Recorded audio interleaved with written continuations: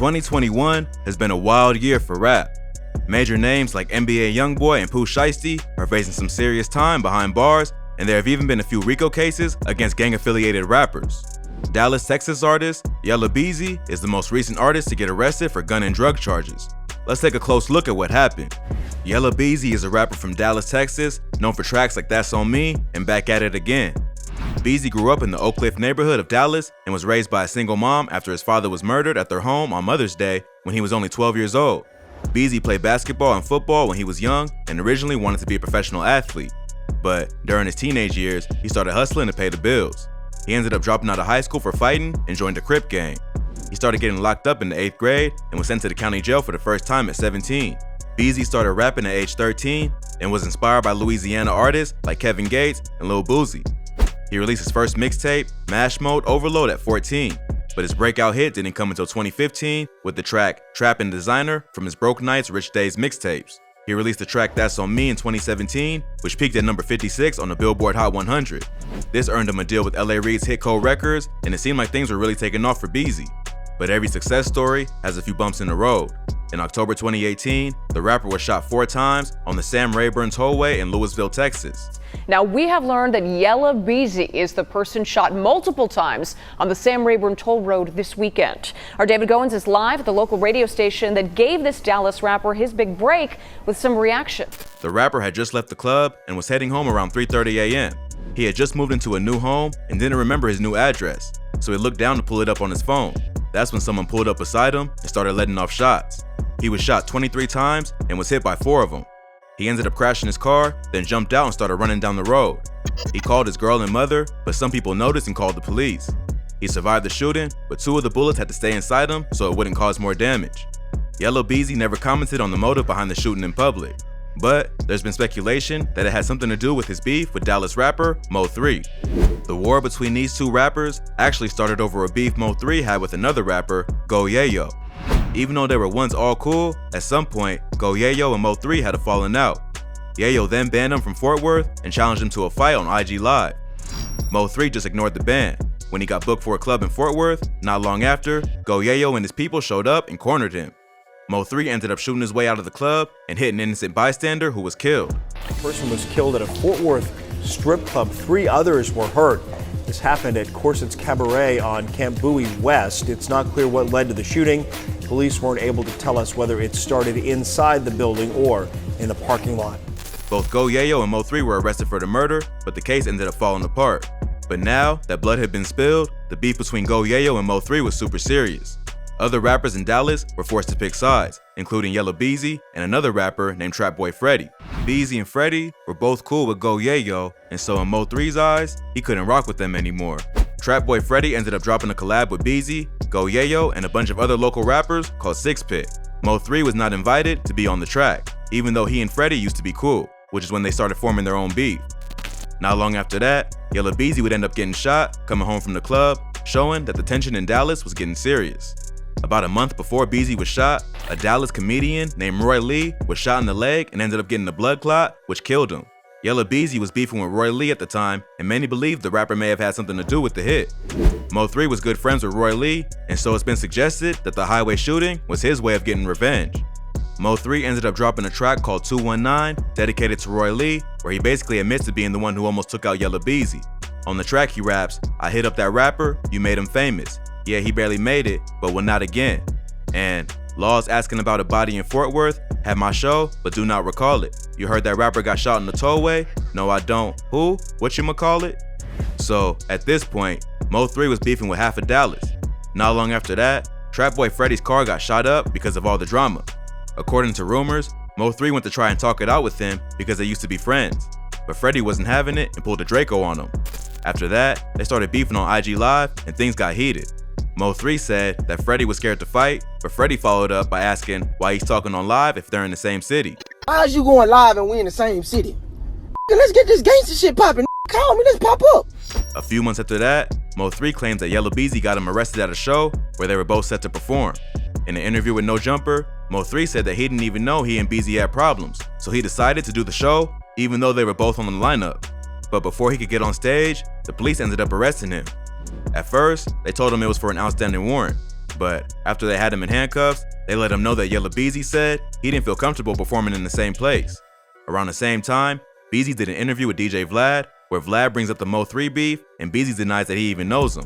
Vlad tries pretty hard to get it out of him, but Beezy just says he knows all the hot rappers in Dallas and he's never heard of Mo3. After we did the interview with you, I interviewed Mo3. Who? Mo3. I don't know who that is. So clearly, there was more going on behind the scenes than they talk about. But they weren't just gonna admit to it on social media. The beef would reach its peak after Mo3 would be chased down and killed on I-35 in Dallas. On November 11th, 2020, Mo3 was traveling north on the highway, leaving the house of a woman he was seeing. While he was stopped in traffic, a suspect got out of his car and began approaching his vehicle. Mo3 must have seen him coming because he got out of his car and started running. The attacker continued to pursue him and fire multiple rounds, hitting him at least once and also hitting an innocent bystander. The bystander made a recovery, but Mo3 will be pronounced dead at the hospital. Police say the victim, a hip-hop musician named Mo3, was approached by the killer on I-35. Both men stopped their vehicles. The victim got out, took off, started running, but was shot several times on the highway. A bystander inside another vehicle was also hit. Police say that person did not suffer life-threatening injuries. Police are still looking for the shooter. A man named Kawan Dontrell White was later arrested and charged with the murder, as well as aggravated assault with a deadly weapon for shooting the bystander. According to police, when they tried to pull White over later that month, he took off on a dirt bike. After taking him into custody, they found a 9mm pistol in his pocket. Fans on social media were quick to point out that White had ties to both Yella Beezy and Trap Boy Freddy, leading many to believe they were involved. Trap Boy Freddy only added to these rumors by posting a video of himself complaining about the traffic on I-35 on the same day Mo3 was killed. It may have been a coincidence, but it does seem like he's trolling a bit. Even after Mo3 was dead, Freddy continued dissing him online and in his music. Unlike Freddy, Yella Beezy kept his mouth shut about the Mo3 situation and has stayed out of the spotlight over the past year. Just a few months ago, a second man named Devin Brown was arrested and charged with Mo3's death. A second man has been arrested accused of gunning down rapper Mo3 on a Dallas highway. 28-year-old Devin Brown was indicted on a murder charge this week. Another man, 22-year-old Kawan Wright, was also indicted on the same charge earlier this year. Brown was an affiliate of Kawan White. Police suspected that he had something to do with the rapper's death, so they raided his home and uncovered a stolen AK-47 in his closet, along with synthetic cannabis, aka K2, tablets that tested positive for methamphetamine, a scale, and about $3,000 cash. During their investigation, police learned that Brown was upset about a relationship between Mo3 and a juvenile witness. According to phone records, Brown had contacted this witness several times right before the shooting. The call log showed that the witness gave Brown Mo3's location on the day of the shooting. The exact details of the murder and Brown's involvement are still unclear, and more information will likely come to light as the case makes its way to court. As of yet, Yella Beezy has not been charged for Mo3's murder, but he was recently arrested on drug and gun charges. Even though it seems like Beezy is really about that life, he's been pretty good about keeping his activities low-key. He hasn't gotten into too much trouble with the law as an adult, and he isn't a convicted felon, meaning that in Texas, he can legally carry a gun. But that all might change after this most recent legal situation. The police clearly think that Beezy is involved in something because they pulled him over and searched his car twice in the past few months. The first time he was pulled over for a random stop and police discovered weapons in the car. They say that he ran a stop sign and when they pulled him over, they smelled weed. But when they searched the car, all they found were his guns. He was able to prove that they were all legally registered and so he wasn't actually arrested. He even got all his weapons back after they were confiscated and went on social media to brag about being able to carry guns legally. This time, he wasn't so lucky and was hit with a felony drug charge on top of a misdemeanor weapons charge. When they pulled him over earlier this month, they uncovered 400 grams of a controlled substance as well as 4 handguns and a rifle. He got a $40,000 bond for the possession charge, plus an extra $3,500 for the unlicensed carrying of a weapon.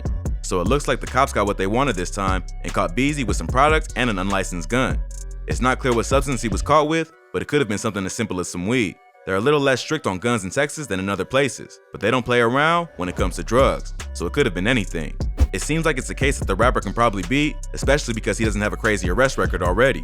Unlike most street rappers of this generation, he isn't one to post his activities on social media and has stayed pretty low-key ever since Mo3 was killed.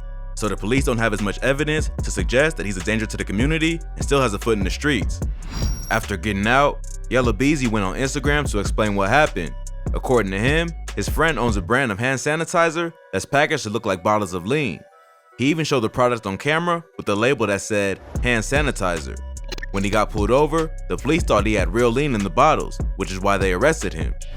The friend had to go down to the jail and prove that she had a legal business and there wasn't any actual lien in the bottles. But they still had to send the bottles to the lab to confirm that she's telling the truth, which is why he was still arrested. He also says the only reason they were able to hit him with the gun charge is because of the alleged drugs, since it was only a misdemeanor offense. So that makes Yella Beezy the first rapper to go to jail for hand sanitizer. It seems like the cops have it out for Beezy and thought they caught him slipping, but he was moving smarter than they thought. He'll probably end up having the case dismissed if what he's saying is true, but he has to watch his back in the future because the police definitely have it out for him.